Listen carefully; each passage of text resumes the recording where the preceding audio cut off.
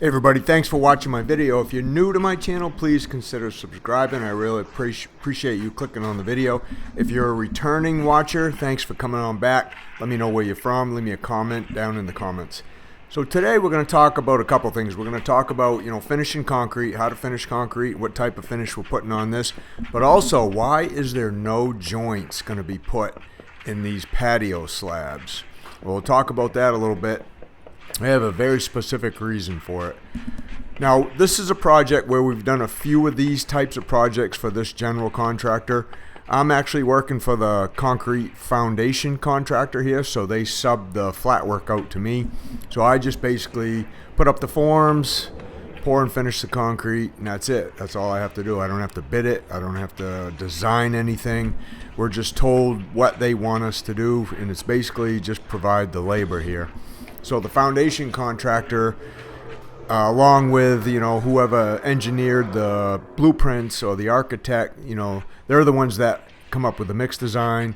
They come up with the concrete reinforcement, which is fiber mesh here. And we're using a 4,000 PSI mix today. We got water reducer in it, plus, again, the fiber mesh for reinforcement, which is, we do a ton of these like this in Maine, especially on 2 inches of styrofoam. And when you got a really good gravel base, you can kind of see the gravel under this thing. That's compacted really well, really good and hard. The frost isn't going to lift it. It's not going to crack and break up because it doesn't have wire or rebar. We've done a lot of these with success. That's why we continue to do them year after year after year up here in Maine. So again, the general contractor is here on site too. We got these two back patios we're doing. We have a front patio that's a little smaller, and we got two garages, single bay garages we're pouring here all this morning. So you get to see all that on the video, and then you'll get to see the finishing of these patios. But right now we're just, we got the concrete trucks backed in. It's like a 6 a.m. start time here. 6 inches thick on these patios is what he wanted. No ISO strip up against the walls. Again, he's done multiple of these with success, so he's just kind of repeating what he's done before. Now, we did the house floor yesterday, the day before this, and while we were finishing the house floor, we did some of the prep work here with the forms, and it really rained hard overnight. And that's what a concrete floor, that's what a flat concrete floor looks like after it rains on it. You have these little tiny puddles everywhere. I mean, the concrete's basically flat. It's probably up and down, a 1/16 of an inch there, a 1/16 of an inch here. So, and concrete does have a little bit of resistance to it. So it's just going to puddle up, it's just not going to dry off like it's sloped 4 inches from one side to the other. So if you're wondering what a concrete floor looks like the day after it rains, a really good and flat one, that's what it looks like, with a bunch of little puddles here and there and everywhere. Now, if you got these big, huge ones, like a big, huge one right in the middle that looks like a lake, then you've probably got a pretty big low spot in there. But anyway, on to the pour. Now we're getting it poured out. We got, there's 5 of us here because there's actually 5 different sections of concrete we're pouring. And what I like is, what makes this kind of easy for us is 5 of us here can really finish concrete. We're what you consider concrete finishers. So me and Eric, we're screened. I'm on the right. Eric's in the white shirt. Darren, the guy raking the concrete with the fluorescent green shirt, he's a concrete finisher. And then Luke, the guy in the brown t-shirt, he's a concrete finisher. And then young Luke, the guy in the blue, standing way in the back there, he's brand new. So we're just teaching him the ropes. He's 18 years old. He's just starting out. So we're hoping to make him into a finisher by the end of the summer. Now this building, this duplex here, is about 100, I think it was 120 feet long. So it's pretty long. These patios are around 50. I think they're right around 50 by 6 right here is what we're doing, these two. So the first one's done, 50 by 6 by 6 inches. It's about 6, 7, 8 yards, right in that ballpark. We got 3 concrete trucks coming today to do the 3 patios and the 2 garage floors. This is what was kind of a pain, you know. This is after we started moving the 16-foot chute around a little bit. I wish I'd just got a pump truck. You know, before it rained last night, we could have backed a concrete truck up on the other side of this house over there where I'm walking on the dirt and backed a truck right up to these. But because it rained so hard, that soil over there turned to mud, and we couldn't back a truck in there this morning. There's like a little secondary dirt road over there to the left. So, not having a pump truck ordered, we had to just back him into the front and use our chute extension. Luckily, we have, you know, I got a 16-foot chute like that. I got a 12-footer. I got a 10-footer. I got an 8-footer. So we have plenty of chutes, but just moving them around, emptying them, moving them back, it's just a lot slower. And we definitely don't like slow. If you've seen any of my other videos, we like to get the concrete down, get it screeded, get it both loaded just as fast as we can. And that gives us plenty of time before we got to start finishing. It is a hot summer morning. It's hot and humid here in Maine in July and August. So, you know, whenever you're watching this, you know, if you want to come vacation in Maine, probably June, July, August, September, October. Those are the best months. Unless you really like winter and you like skiing, then wait till December, January, February, even March to go skiing here in the mountains in Maine. So the two back patios, they went in pretty good. Luckily, you know, with 5 guys, you can do a lot of concrete with 5 guys if you know what you're doing. So each one of us makes the other guy's job quite a bit easier if we all work together. And we're all pretty easy to get along with. You know, we all got a lot of experience. Darren's going to finish up that little piece. We'll go out to the front. We did the other front patio yesterday when we poured the house floor. We had about 2 yards of concrete left over on the concrete truck. So we formed up that other front patio real quick, and we just poured it out in there. And then by the time we was done that, we had, you know, basically no wasted concrete on that yesterday's pour.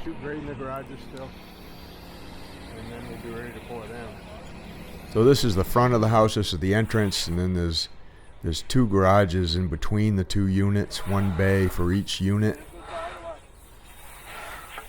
And this general, he's built a few of these. You know, it seems like he tries to do 1 each year, and I don't know if he rents them out or if he just sells the whole unit altogether. But he seems to be doing more and more of them lately. Used to just be a single family house builder, and then in the last couple of years he's moved on to this stuff. Concrete felt pretty good today. 4,000 PSI concrete should feel pretty creamy. It should have a lot of paste to it, not be real rocky or bony as we call it. Probably pouring about a 5-inch slump today, mostly because these are going to end up being broom finish. And then with the garages slope about 2 inches from the back to the front out the garage doors. Again, 2 inches of styrofoam on them. That's the code in this city. Everything needs 2 inches of styrofoam under it, no matter what you do. And then fiber mesh reinforcement in the garage. And we will end up power troweling the garage floors. And then we'll saw cut a joint in them. When we get that all done today, we'll actually strip all the forms today too. The concrete's going to be set up plenty hard enough. By the time the garage floors finish up with a power trowel, the patio slabs will be good and hard, so we can strip the forms off that. Don't have to come back tomorrow.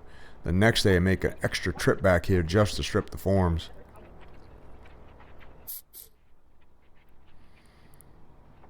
So we get most of the concrete poured in there when we do a floor like this, as you can see. And then we use the laser. We shot grades around the perimeter, marked them with a pencil with the height we wanted. Then we snapped a chalk line. So we got a nice blue line around there, and that's what they're magging those edges to. And then Darren and Luke are just going to grab the screed. That's a 14-foot magnesium screed. And they're just going to kick screed this thing down. You can see how fast they are screeding. That probably took them, I know I sped the video up just a little bit, but that probably took them that took them under a minute to do that. 30 seconds, 40 seconds probably to screed that whole garage. takes a lot longer just to dump the concrete out of the chute than it does to screed it down. And then the general contractor guy, Mike, he's over there putting the rest of the styrofoam down on the other side. We kind of held off on the styrofoam because we had to back a concrete truck in there this morning to get those back patios. If those garages would have been all formed up and ready to go like that, then we definitely wouldn't have been able to reach the back patios with the concrete truck. I don't know what we would have done. We probably would have had to pull the form off, pull the styrofoam out, and then just back them in and then redo it. So the boys are finishing up, snapping a chalk line. We tap con that front form on there, and then we'll put what we call a kicker on it to keep it from bowing out. That's what Luke's doing there right now. All right, one to go. Once he gets out of the way, I can back that truck right back in there. You can see the sun's coming up. It's going to be really hot today.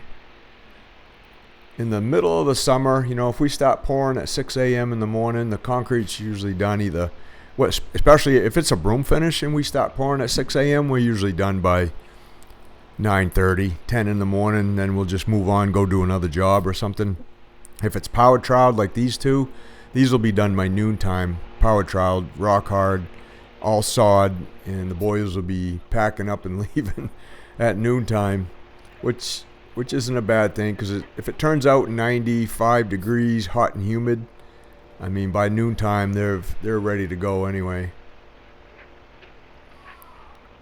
We find the concrete sets up even a little bit faster on top of styrofoam. Like styrofoam just helps it kind of like generate heat under there. Concrete generates its own heat anyway as it cures, right? Heat of hydration. And it seems like the styrofoam underneath there just kind of speeds that chemical reaction up a little bit. The dirt from the ground doesn't cool it down at all. I know a lot of guys they'll mist water on the dirt before they pour concrete over it. Well, in styrofoam, you don't want to do that. So it generally just warms the concrete up even a little quicker. So you got to be really on your game when you use styrofoam.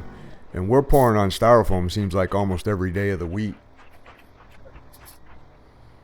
All right, so there's the 5th section, 5 sections down. Now it's just a matter of how fast is the concrete setting. Do we got to jump right back on that back patio and start finishing it?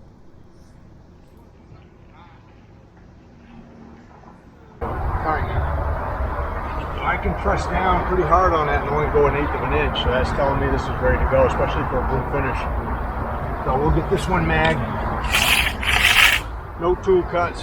The guy wants saw cuts, so we'll come back tomorrow morning and put saw cuts in at the joints. So all we got to do is basically just mag it, broom it. All right, I don't know how well you heard that, but the general contractor does not like hand tool joints for whatever reason. He just doesn't like the looks of them, so he likes everything saw cut, just a nice, thin, really clean looking saw cut. Now, on a lot of jobs, we'll mag things out.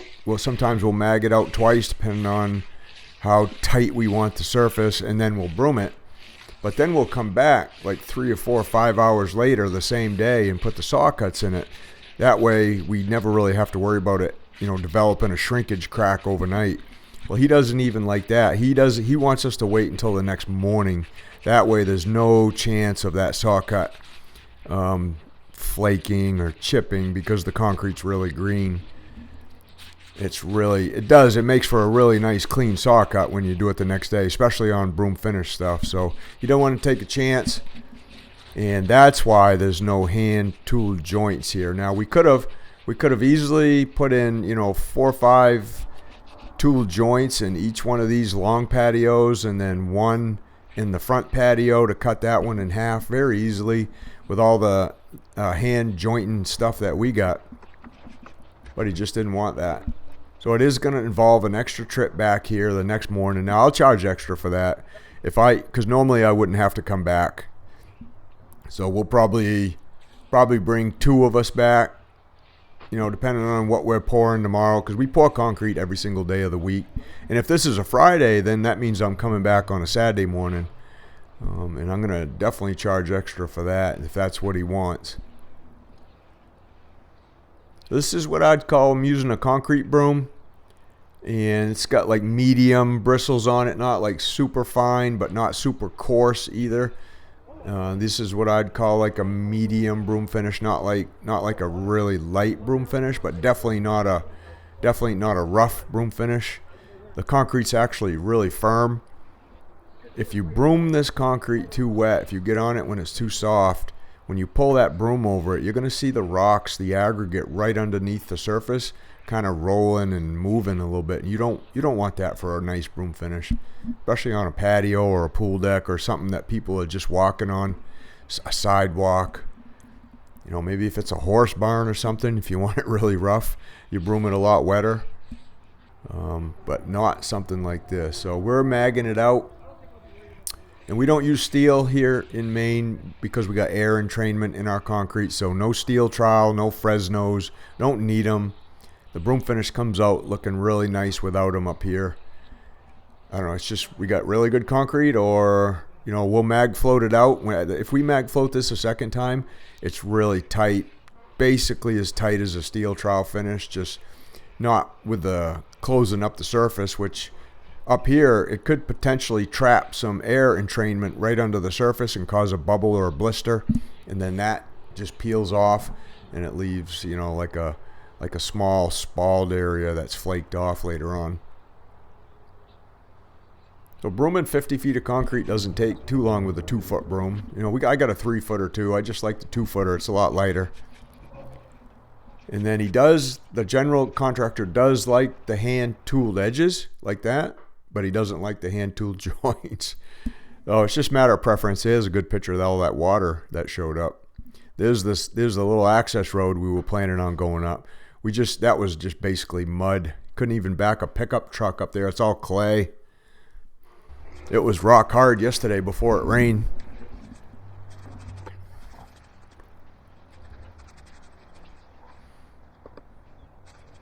Yeah, that's my super skilled technique for brooming right there. I know one thing when I broom, I like to keep the same angle. I pull it back at the same angle, and then basically at the same speed. You know, I'm not stopping and starting. I just set it down really lightly, and I pull it back at the same speed. And I don't push it and pull it. A lot of guys like to push the broom across and then pull it right backwards. If I don't have to do that, I find I don't do it. I just pull it one way, and it's plenty fine. And then finish the edging on it. That finishes the 2 back parts. Then we'll get to see the boys there starting to finish the garage. They got the edges all magged. Got the doorways tapered down where the garage doors are going to sit. And then just wait. They're waiting for it to set up enough to put a power trowel on.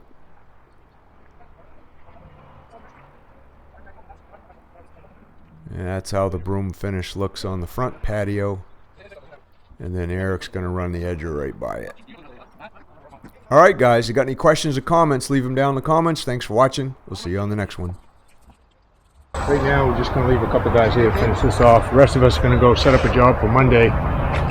Probably about an hour from here. We're going to tie a mat of rebar in it and check the grade. So we're going to get out of here for today. Thanks for watching. We'll see you on the next one. Yeah, that brand new one?